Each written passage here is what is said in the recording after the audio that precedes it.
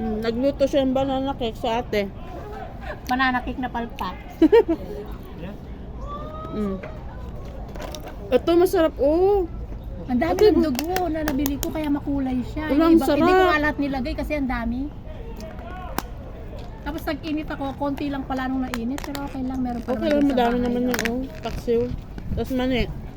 Ay, yung mani nga pala yun, ano, gusto ko mag-ano. Tapos dadalawa lang kami, may saging. Alam niyo naman na. Allah sa ano na, pataba na tayo te.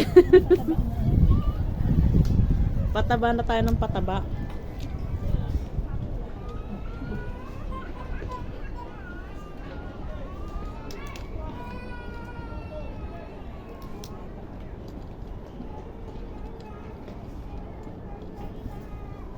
Walang pasok alagi ako yung pag.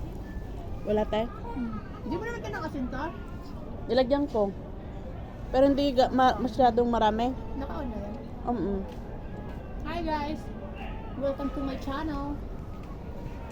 Mag-vlog ka na kasi te. Watch nyo guys ha, please don't skip ads.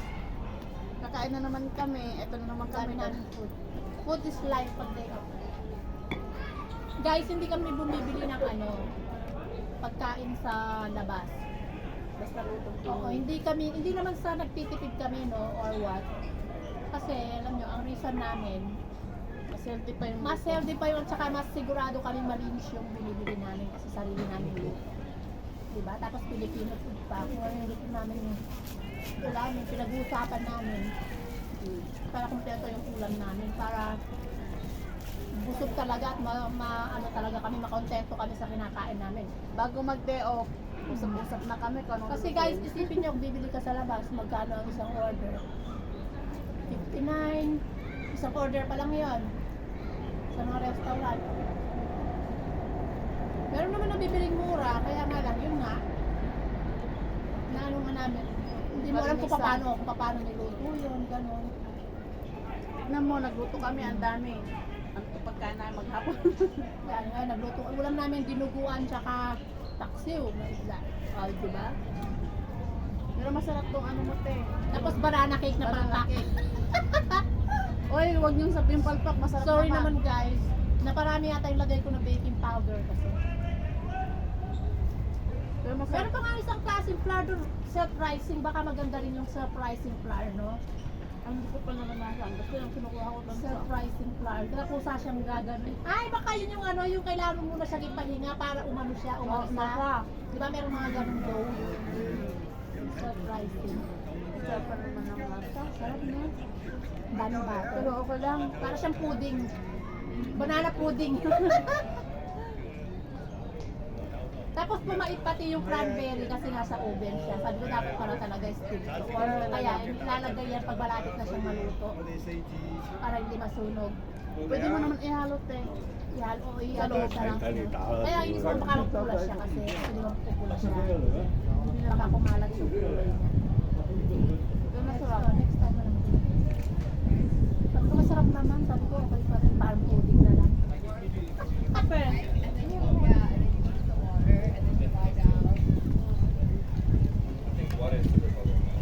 Ha? Nante kasi kita doon. Kung yung sinabi mo una ka, nante pa mo na. Ano ko lang yun. Matatay ko lang.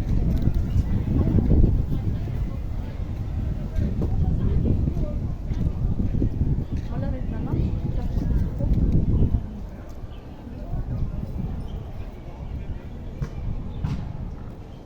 Tutulan yung mali, yung alaga ko eh, kain ng kain. Huwag mo tiyan mo kami, baon namin yung bukas. Kami alaga ko naman. Lahat tinitira eh. Tinitira naman mo yan.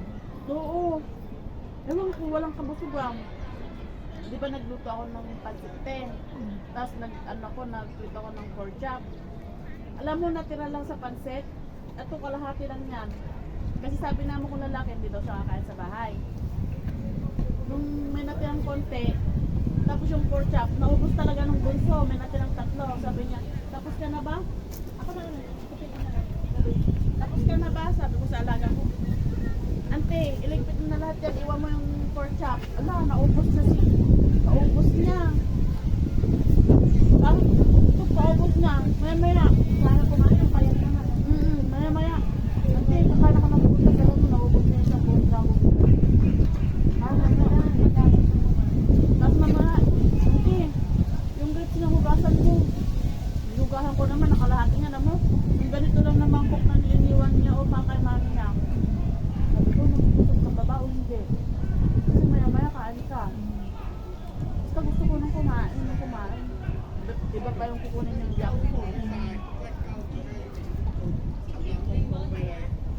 sa ano pa ano, sakitin siya, no? Mm-mm. 放心，冇問 Hindi 題， naman 影到俾你，代表上， Nawan.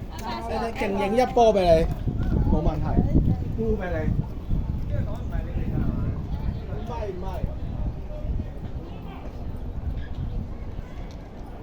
Sarap yun. Ang dami mo lang nakain, nakakakain ka pa ba dyan? Stop na nga ako eh. Ang oras Kasi na ba? masarap ng buwan. Nakakakain doon doon.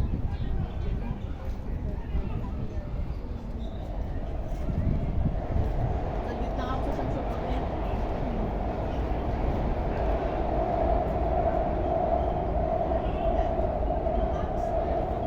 Wala pa rin yun yung alas ko. Ito ay nagsasanglagin.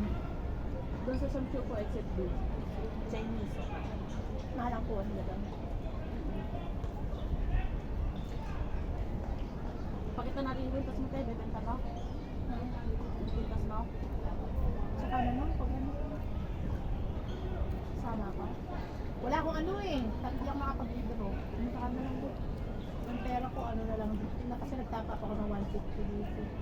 Pasok ka na ng anak ko bukas. Hanggang Sabado na yung pasok nila. Di ba, maghapon tayo? Ganyan din yung anak ko tayo. Gastos mo ano. Lunch tsaka pang ano. Monday to Friday. Oo. Hindi siya umuwi. Hindi malayo.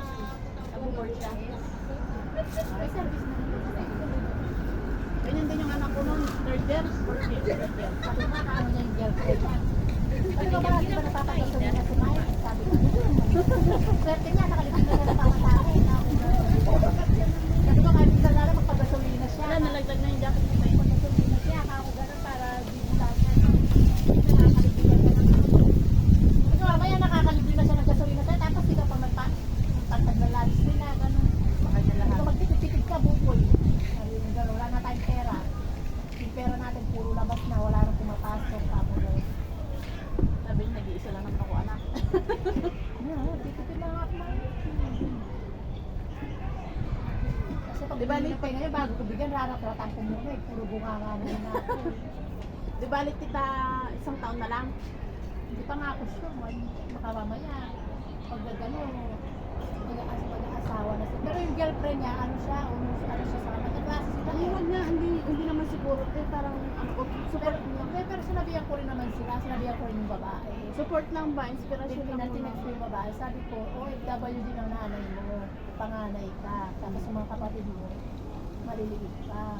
Kaya sana, sabi ko, intindihin nyo kami mga magulang. Kasi sa hinipitan namin ka. Magpakatapos kayo. Tsaka isipin nyo sana, nakikita nyo na siguro kung gaano kahirap ang buhay mo, ng mga baby. Mag-aanak kayo, wala kayong trabaho. Saan kayo kukuha ng paggatas nyo? Oo. Sabi ko sa aming mga magulang nyo. Sabi ko, gano'n. Ako naman, te, yung anak ko, yung girlfriend niya. Pero naghiwalay na sila, te. Ay, bakit? Yung babae nagloko. Ay, gano'n. Ganito, yung girlfriend, yung anak ko, girlfriend, grade 12 pa lang yung girlfriend niya. Ay, sinabi mo, di ba may bago siyang girlfriend ka, no? Hindi, oo, yung bago niya. Yung sa... Grade 12 pa lang yung girlfriend niya. Tapos, high school college na yung anak ko, first year. Tapos nag-aaral sa STI. Nung nagka-graduate na yung girlfriend niya nag-aaral din sa STI. Di, walang service yung anak ko. Ang may motor, kasi ayaw kong kuha na ng service eh, kasi natatakot pa ako sa mga biyahe-biyahe. Kasi malayo yung school niya. Ang ginawa ng dalawa, yung motor ng babae, yun yung ginamit nilang service na pamasok sa school. Hanggang first year na. Hanggang first year lang yung babae hindi na nagturo kasi wala na silang pang-enroll. Ngayon, ang nangyari, pinahiran yung motor sa anak ko. Pinalisensyahan ko, mahal ng lisensya. 10,000. Pinalisensyahan ko kasi pwede siya magdala ng 4 wheels. E di pinalisensyahan ko, yun yung ginagamit niya. Yung, dati nung first year, yun silang dalawa, angkas-angkas niya. Umulan. Tapos sabi ko sa kanila, mag-aral kayo mabuti, pag nakapagtapos kayo, nakapagtrabaho kayo, wala na bang babawal sa inyo kasi alam nyo nang may trabaho, hindi na kayo nang sa mga magulang nyo. Yun nga, sabi ko, di naman para sa amin yung ano namin. Lagi kong sinasabi yan sa anak ko, mamaya, dinalaw mo yung babae, mabuntis mo. Sabi ko sa kanya. maniwala ka, mag-aaral ako magtatapos. Inspirasyon lang ba na? Gusto ko lang naman nakasama sa sige, wala kang maririnig sa akin, pero gusto ko makatapos ka, nakita mo nang hirap. Sa awa naman ng Diyos, nagtapos ako, ay napatapos ko.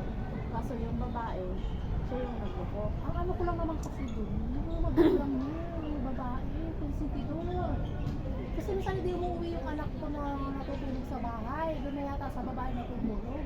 Ay, Sabi ko nga sa nanay ko, bakit pinapabayaan ng mga kasama ng anak? baka may nangyayari na yun kahit yung anak ko dun eh. Sabi ko, ba't nila pinapabayaan na ganito babae yung anak nila? Dapat, di ba, higpitan nila, nabawalan nila matulog Baka yung anak ko. may diba? ganyan din kasi tayo. Kasi ko single, isa lang yung anak mo, baka iniisip mo na, ay swerte na lang yung Ay, anak Diyos ko, nila. ay, di ba nila alam ang trabaho ko? Isa lang yung anak nila. O di swerte ng anak niya. At mapupunta niya single. Eh, pero hindi na iisipin na wala rin naman kami. So, may ganun talaga te. Sabi ko maawa ka sa mga magulang mo. Ako pinapahal ka. Tapos mga kapatid, tulungan mo muna yung mga magulang mo. Ako huwag kayong agad na padalos-dalos kayo na ano. Sabi ko lalo ngayon sa hirap ng buhay ngayon, ang hirap magpamilya. Kung mayroon talaga. Nakita niyo naman kung paano. Oo. Hindi po ay ako sinasabi ko talaga kasi ako Kung sabi ko pag nag-asawa ka yung wala sa oras, sabi ko, lumayas ka dyan sa bahay, tapos maghanap ka ng trabaho, huwag ka maaasa sa akin. Oo, Ikaw ang bubuhay sa pamilya mo. oo, kasi Natapos ko ba kasi sabi mo, tumayo ka sa ginawa mo yan, dapat matutubang tumayo sa sarili mo pa, lalo na't lalaki ka. Sabi ko, pag nabipis mo, sabi ko, lumayas ka dyan sa bahay, maghanap ka ng trabaho, ikaw bubuhay ng pamilya mo. Huwag mo iisipin na tutulungan kita, sabi ko gano'n. Ikaw ang choice mo yan. Kaya huwag mo ako idadamay pag gano'n, sabi ko gano'n. Kala mo tutulungan kita, sabi ko gano'n. Pag nakatapos na, yun pwede naman siguro, pero pag yung nag-aaral pa sila, alam naman na siguro nila yan, kaya nagpupunta. Kung may nangyayari sa kanila, nagpukontrol yung mga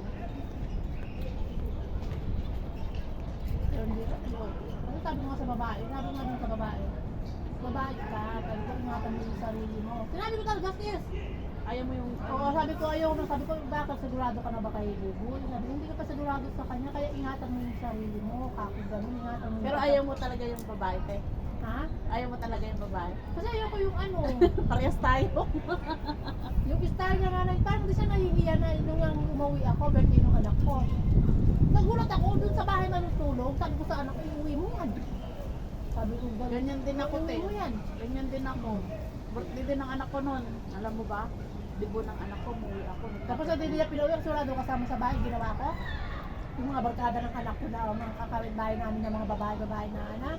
Pinatulog ko kasama nila sa kwarto.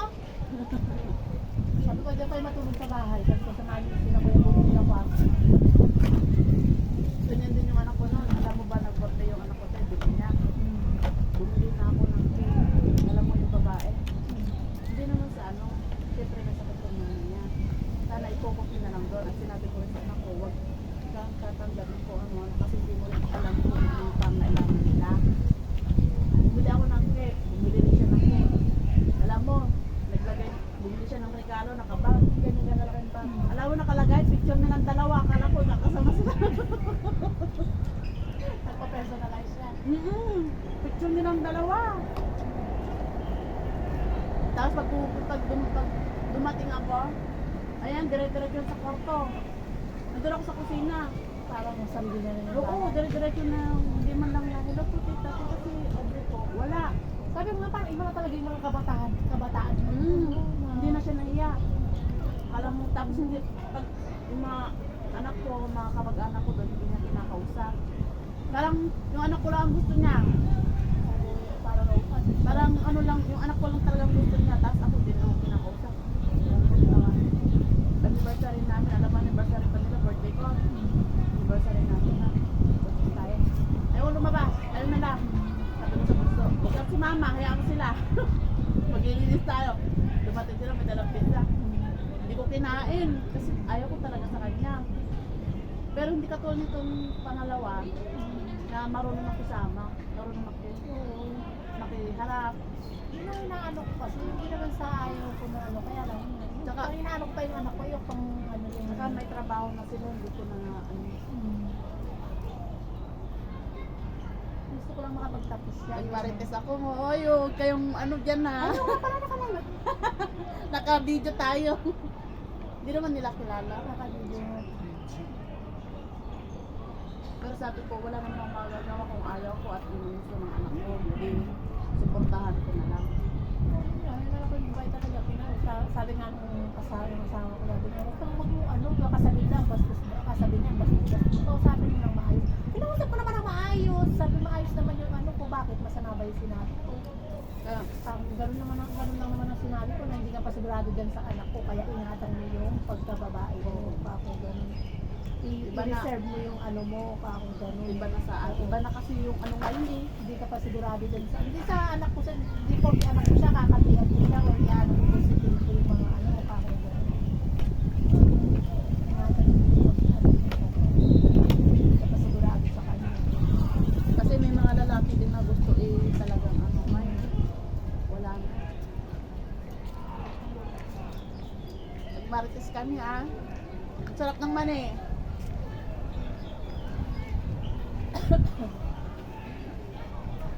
Hindi alam niya mo yung anak mo te. Kasi kung hindi niya alam yan, nagawa niya yun. Kaya nga, inaano Alam ko niya sa ang huwag kang totoo mag-alala ma, alam ko yung ano ko ma, sabi niya. Kasi pinag-aaralan naman nila yan. Hindi kita bibiguin ma, sabi niya gano'n. Yun ang panghahawakan mo, huwag ka mag-alala, hindi ka bilhin. Kasi ganyan Tapos nga pati sa mga lola niya, kasi di ba sa lola siya ano. Yung mag-alala nang, sabi niya, pag ako nagkatrabaho, mahuhupo ka na lang dyan, tatanggap ka ng ganito, buwan-buwan. Parang sabi ng lola, sabi ng malkas. Lola. ano lang yung mga bata, mga inspirasyon. Kasi lang yung pagka-inspirasyon nila. Na ano lang Tsaka nila. mahal na mahal niya yung girlfriend niya ngayon. Kasi naghiwalay sila ng ano, iniiyakan niya yung sis, natatakot ako sa kanya noon. Ano baka mamaya anong gawin niya, gano'n. Kasi iniiyakan niya talaga. Yung sabi ko, parang naman dami-daming babae dyan, bata ka pa. Hindi ma, sabi niya siya, mahal ko talaga siya. Na nagkabalikan siya. Ganyan. Oo, kaya alam ko na mahal niya yung babae. Kasi ano ko nang iiyakan niya. Kahit ano sa kanya, bata ka pa, marami ka pang makikita, mag-aaral ka muna. Pag nakagtapos ka ng mag-aaral, pag-aagawan ka ng mga babae. Sabi ko, ikaw na lang ang pipili. Sabi mo gano'n. Ngayon, sabi ko, focus ka muna sa mga ayaw. Sabi mo, mahal ko siya. Tsaka hirap siyang ano yun kasi magkaklase na sila. Kaya hirap siya na makapag-move on, gano'n. Tingnan natin, kasi mayroon mo kasi mag-adjust sa bata yun na yung sinasabi natin. Isa kasi nag-overthink tayo. Yun nga, parang overthink. Pero yun nga, di mo naman maiwasan sa alam. Kaya nga, kasi napagdaanan din natin, di ba? Oo, nanay tayo. Tsaka yun nga, yun, lalo ngayon, alam mo talaga na, lalo pa naman doon sa eskwela ng anak ko, sa San Fernando, may mga, ang daming mga motel doon. Kaya pag humingi siya ng malaking pera sa akin, pag humingi siya ng malaking pera, hindi ko siya binibigyan kasi nga iniisip ko, pag may, baka pag may extra siyang pera, Alamang. Doon diba? sila diretso. Oo, baka doon nila. Ano, kaya talagang hindi ko siya binibigyan ng sobrang pera. Yung alam ko na sa nakaano yan, yung Nakakompute na yun. nakakompute magkano yung pagkain sa Inasal, McDonald's, ganun. Ano ko, tapos yung sasakyan naman niya, magpag-gasolina na lang siya ng 500, ilang araw na nang gagamitin. Shout out dyan na. Wag. Nanay, ano to? Yung nanay na mga nag-overthink. Katulad ko noon, dati ako nag-overthink talaga. Nag-overthink ako sa anak ko noon, Ter. Pero napatunayan naman niya na ano. Tsaka alam mo, Ter, hindi ko akalain na magkakapsa doon sa school nila sa STI. Ang dami. Ano din yung anak ko, ganda ng mga grades niya. Ano siya, kumbaga hindi siya yung talagang kumbaga inaano ko din dinakaw ng hinag sa nag-aaral siya ng Kaya mabuti. nga, Tapos yung babae, kaya mo lang sa'yo. honor student din siya. Kaya yun yung inano ko rin. Kasi nagulat ako nag-top siya sa thesis. Tapos nag-best of computer of the year pa siya. Kaya ano yung math, so ano sila, yung economics, tapos maganda yung grades na din niya. Hindi na ano yung ano niya. Yung grades ng anak ko nung puro lang ko. 1 point. Tapos pag ano man, ano, baka naman, ano regalo ko dyan, ano? Sabi ko, babayaran ko yung grades mo. Sabi ko, obligasyon ko bayaran yung grades mo. Yan din yan, ganyan din. Sabi ko, nag-iisa lang ako nagpaparal sa inyo. Kaya Mag-aral kayo. Sabi ko, ako bang makikinabang yan? Kako kung ano, sabi ko ito, makikinabang yan. Tapos papabayaran mo sa akin yung mga ano mo. Iba na nga yung ano, ako naman, ganyan din ako minsan te, kasi ako wala naman akong asawa na katabi na nag-support. Tapos may magulang din ako, si tatay ko. Si tatay ko naman, wala nang pakialam yun. Yung nanay ko namatay na. Kasi yung nanay ko talaga nag-aasikaso sa dalawa ko na po, sila na lang. Kaya naging independent yung mga anak ko na lumaki. Kaya alam naman nila. Kaya shout out dyan. Bye-bye. May tumatawa.